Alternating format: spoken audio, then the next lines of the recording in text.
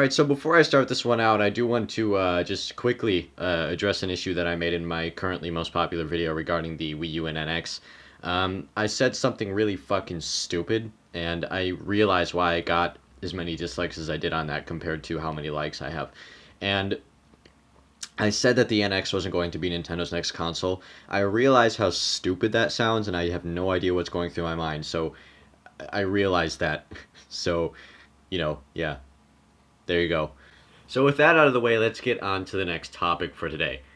Alright, so I'm pretty sure by now you've heard the name Phil Spencer. He's the guy over at Xbox that basically told Don Matrick to go suck a giant fucking horse cock and fuck off, because that's exactly what happened. And now Don Matrick is apparently some head of Zynga, which is some shitty mobile games developer or whatever.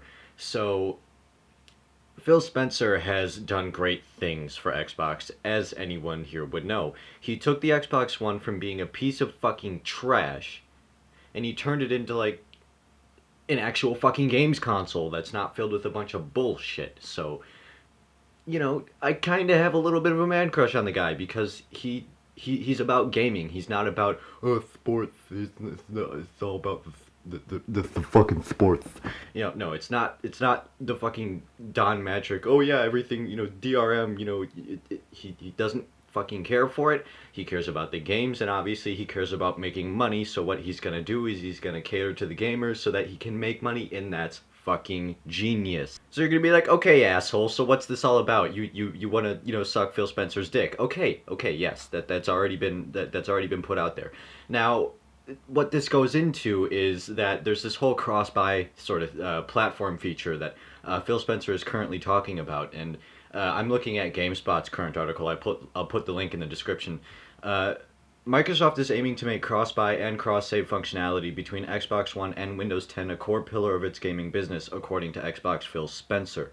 So, what this generally means is that when you buy a game on PC, and you buy a game through Windows 10, obviously, and you buy a game on Xbox One, that I do believe that you own that game on both platforms, and you can save on one platform and it'll go to the other. So say you buy a game on Xbox One, you can transfer that over to PC and play it on PC because, Microsoft owns Xbox and Microsoft owns Windows, obviously.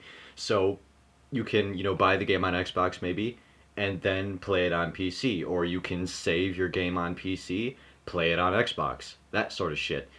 That's really neat because it's sort of gonna bring the PC Master Race and the Xbox together in some sort of way, and I think that's fascinating that they're trying to sort of cater to the PC crowd. Because that makes me think that maybe they're trying to say, hey, PC gamers, maybe get an Xbox or something like that. I don't see how that makes any sense, but maybe that could be part of what they're trying to do, cater to the PC audience.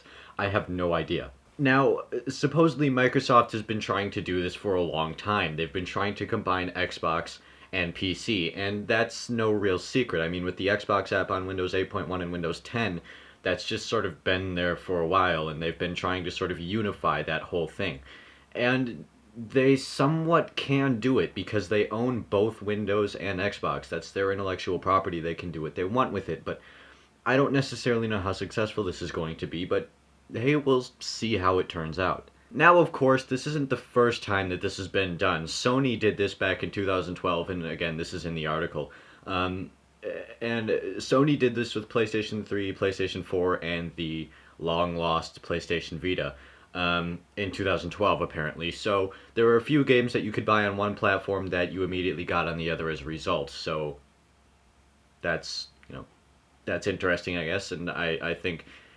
I don't think that did very well, so we'll see how it does for Microsoft since, they happen to have this sort of power behind them. Although Sony is a mega corporation, they're still not doing too fucking great, but I don't know. If it doesn't work for Sony, I don't necessarily see it working for Microsoft, but we'll see what happens. Now, the only game thus far that has this sort of crap in it is called Quantum Break, and it's a game that's going to be released, I believe, exclusively on Xbox One and PC. So I don't necessarily know how this is going to work. Apparently, you can. There's some sort of pre-order thing where you buy the game for Xbox One before April 4th, and you get a free copy for Windows 10. So I don't really see, because that's just sort of giving you free game. But apparently this is going to be implemented into a lot of future games. I would think particularly Xbox exclusives. I don't know if they're going to go on to third party games and do this. I don't even think they'll have the permission to do so. But we'll see what happens. It's very interesting that they're doing this. It's sort of another Phil Spencer good guy move that, hey, we'll throw this in for you if you want it. If you got like a PC, but you also have an Xbox One and you want to play it on your Xbox One, but you bought it on PC first or whatever. So, I think it's just something that Phil Spencer is sort of throwing in there for everyone. Just sort of say, hey, we're catering to gamers and stuff like that, even if you're in PC or even if you're on Xbox. So I think it's just, yeah, it's pretty much just a Phil Spencer thumbs up move sort of thing.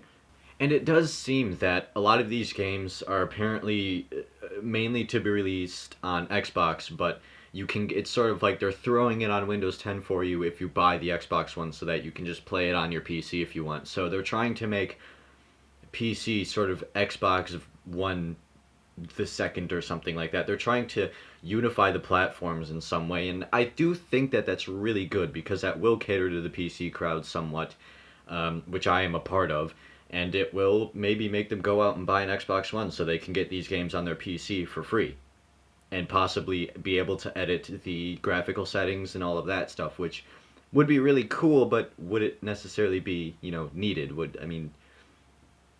It's sort of like, is it really going to make people buy an Xbox One? I don't know. And that's something I want you to put down in the comments.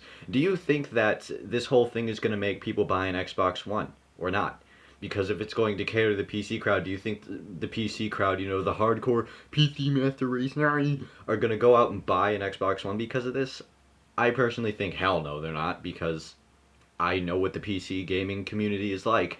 I'm not some hardcore, PC elitist, of course, but do you really think that's going to be able to sway a lot of PC gamers in Xbox's direction? I don't really think so.